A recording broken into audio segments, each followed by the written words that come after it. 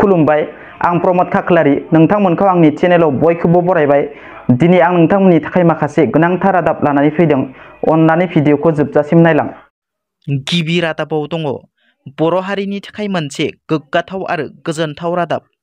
बर'नि फिसा सर्बेश्वर बसुमतारिया पद्मश्री बान्थाखौ आजावबाय। मैया राजथावनि गोदान दिल्लीयाव खुंनाय मोनसे मेहेरगोनां हाबाफारिनि गेजेरजों हादरगिरि द्रौपदी मुर्मुनि आखाइनिफ्राय आजावो चिरां जिल्ला पानबारि गामिनि बर'नि फिसा आबादारि सर्बेश्वर बसुमतारिया। मख'नो गोनांदि बर' हारिनिफ्राय बे गोजौ थाखोनि माननि बान्थाखौ दासिम साब्रै गेदेमा सुबुंफोराल' आजावनो हाबाय।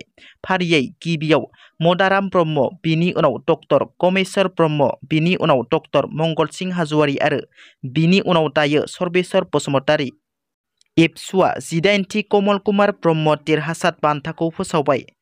बर' बिजोंजों फरायनानै मेट्रिक आनजादाव दुलाराय आसाम नाङै टप 10 मासियाव जायगा आवग्रिनो हानाय सा 13 फरायसा फरायसुलिफोरनि 18थि कमल कुमार ब्रह्म गोसोखां बान्थाखौ एबसुआ फैगौ 30 एप्रिल खालि देबरगाव गोजौसिन गेजेरारि फरायसालिनि गेलेग्रा फोथाराव गथायनो साखाफारा।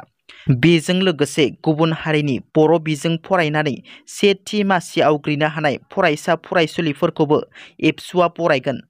18थि कमल कुमार ब्रह्म देरहासात बान्था मोनगिरि फरायसाफोरनि मुं फारियै कमलास गयारि 563 number, Derhasat Basumatary 559 number, Bishal Sargiary 557 number, Priyanka Kachary 557 number, Helina Boro' 551 number, Nijom Boro' 549 number, Nayanmoni Basumatary 548 number, Hadungora Basumatary 547 number, Rairup Basumatary 542 number, Bhimika Goyari 542 number, Lepam Boro' 539 number, Mormi Goyari 534 number, Mirsorang Narzary 534 number.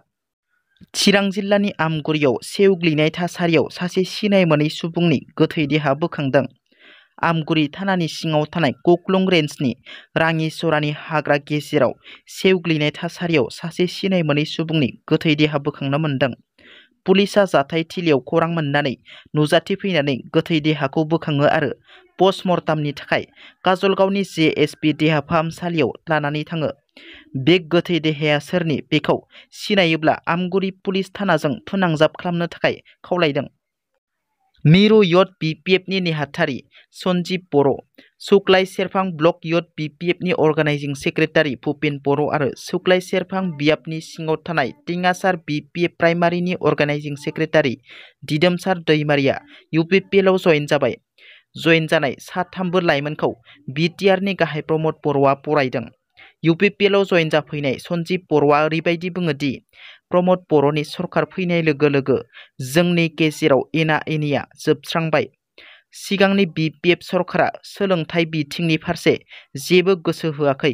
हाग्रामा महिलारिनि राजखान्थि गोहोआव फैफिननायखौ रायजो राजाफ्रा लुबैला होनना। क'क्राझार जिल्लानि बिनासारा गामियाव BPF दोलोनि जयनिं हाबाफारि। सा 100 निबो बांसिन गुबुन गुबुन दोलोनि मददगिरिफ्रा BPF दोलोआव जयेन जादों। गोदानै जयनिं जाफैनाय सोद्रोमाफोरखौ दुंब्रुदै बरायदों MLA रबिराम नार्जारिया।